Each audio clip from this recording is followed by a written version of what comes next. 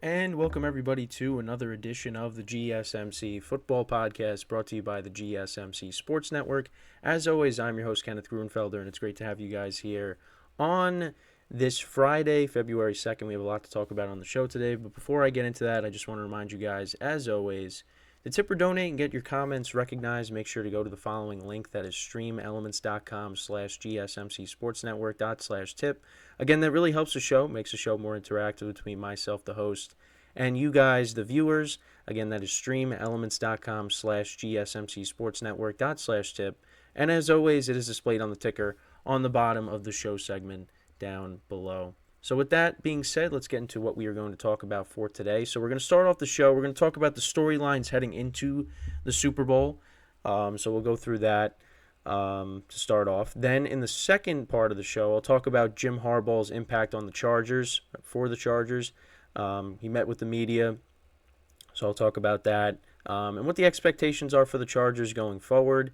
Then in the third part of the show, I'll talk about the more coaching hires. All the coaching hires now, all the head coaching opportunities that were out there have all been filled. Left out is Bill Belichick and Mike Vrabel. So we'll talk about that and the impact of it. And then in the final part of the show, I'll talk about Robert Kraft's regret of not letting go of Tom Brady, because I did see there was an article on CBS about that, so I just wanted to touch upon it and give you my thoughts. So that's it for that's the rundown for the show today. So let's get right into the first topic, which is talking about the storylines going into the Super Bowl. So obviously, there's definitely a lot of well, first of all, people are talking about how this is going to be a boring Super Bowl, and it's just I don't think it's going to be. Now again, it's boring to a lot of people because it's a matchup that a lot of people didn't want to see. But I'm fine with it. I mean, I'm hoping it's going to be a good game. But, I feel like it's not going to be like the Rams Patriots Super Bowl where it's going to be 10-3. There's going to be a lot of scoring in this game, which I like to see. So some of the storylines. So I went on, a couple of sites to, see what they had. And first of all, so there's 10 storylines here on this Yahoo Sports article. Number 10 is, will Taylor Swift be at the Super Bowl? And I mean, that's something that's not really related to the game, because I know she has like a concert the night before in Tokyo, and I saw that there was a post on how she can make it to the Super Bowl. I think she's going to do everything she can to be at this game. So I think she will be there, whether, it's going to happen. Really, I think, but some of the major storylines relating to the game, Kyle Shanahan looks for redemption. So the last two times he's been to the Super Bowl, his teams have blown leads. I mean, you go back to, of course, the Patriots-Falcons Super Bowl 28-3. And then, of course, the last time, that was when he was an offensive coordinator. Now you're talking about the last time he was a head coach in the Super Bowl. That was, of course, against the Kansas City Chiefs. They had a 10-point lead, and the Chiefs came back and won that game 31-20. So, and obviously, it's that's where the criticism comes in for Kyle Shanahan. And, there was that stat where they were, like 0-37, if they were down by 7 or more points going into the second half, or whatever the stat was. But now that they've, won back-to-back games where they've come back, from deficits. So, last week was a 17-point deficit. So, we'll see what happens. Is third time a charm? Third time's a charm with Kyle Shanahan. And really, now when you look at the Chiefs on their side, they're looking to try to, become a dynasty. They are on the doorstep of doing that. They are. And I said that they have to win one more Super Bowl, and they can officially be named a dynasty. Going to 6 straight conference championship games, that's as good as it gets right now. To getting close to being called a dynasty, I think they should be. If they get this ring here, they should definitely be a dynasty, and they'd be the first team to do it, first team to win back-to-back titles since the Patriots back in the early 2000s. So, and it just adds another Super Bowl ring to Patrick Mahomes' resume. I know a lot of people will be thrilled about that from what I see all across social media. Um, and I think also then going back to the 49ers, what a Super Bowl would mean for them. Christian McCaffrey's been in this league since 2017, George Kittle since 2018, Deebo Samuel 2019, Brandon Ayuk 2020.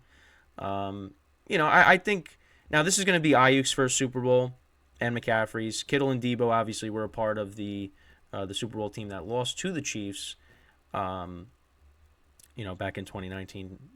I think these players deserve it.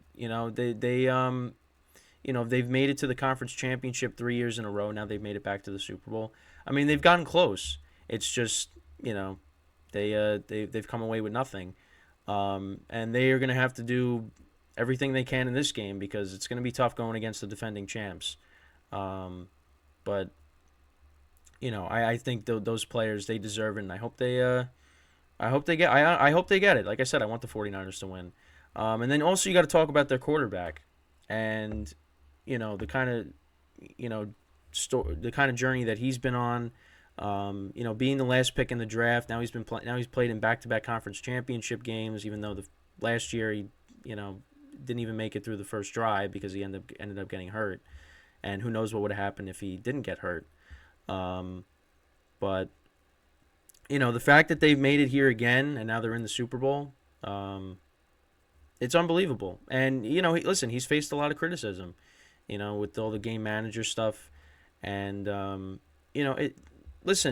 think, again, he's not one of the top elite quarterbacks in the league.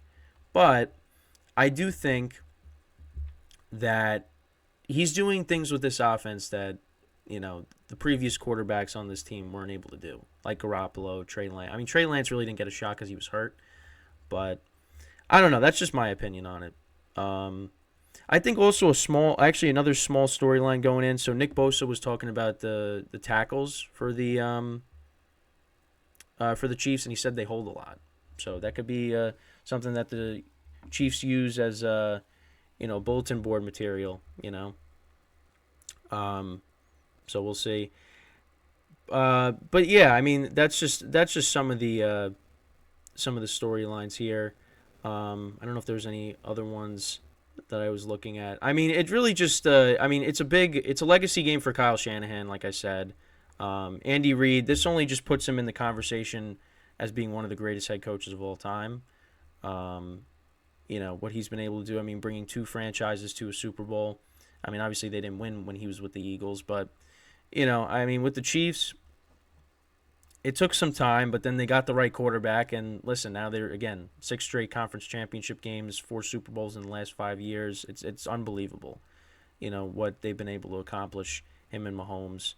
And, we'll see what happens. We'll see who raises that trophy and who also gets Super Bowl MVP, which I actually did want to touch upon briefly because yesterday I was running through the Super Bowl MVPs from the past years, and I said, I was talking about, can a non-quarterback win it? And I said that the last position player that wasn't a quarterback to win it was Julian Edelman. It actually was not Julian Edelman, it was Cooper Kupp.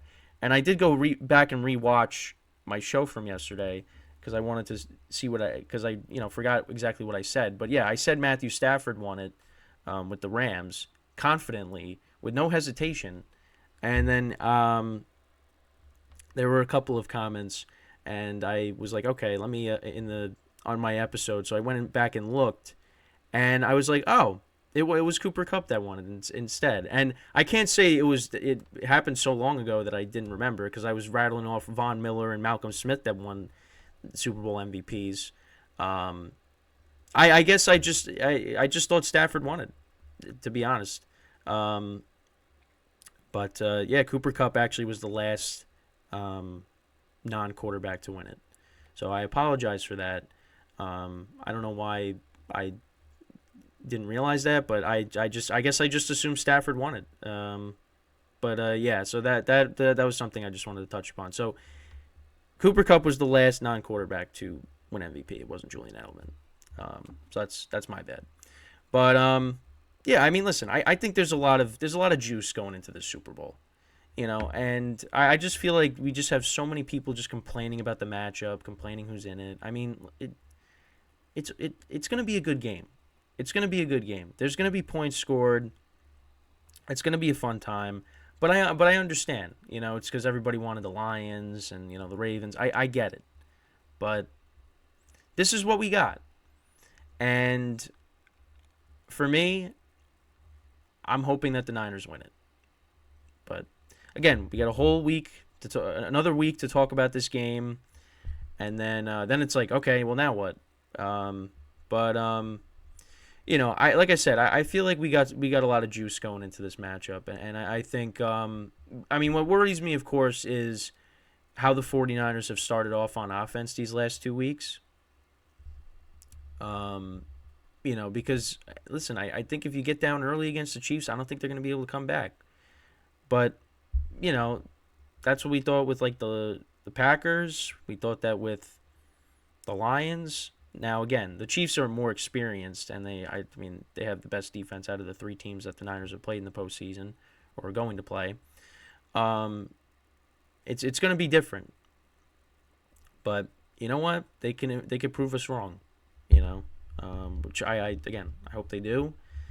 But and also, what would a Super Bowl mean for Brock Purdy? I mean, what would that mean? I think it would still just be, well, he's still a game manager. I think you're still going to get that. I think Brock Purdy's kind of in like that, you know, he doesn't really have a winning scenario there. I think if you win, it's going to be, well, it's because of, McCaffrey and Debo and the defense. It's not going to be because of Purdy. But, I mean, if Purdy goes out there and he has an unbelievable game and and he has to, like, put together a game-winning drive at the end, I mean, maybe, maybe some of that criticism kind of dies down, but I don't know.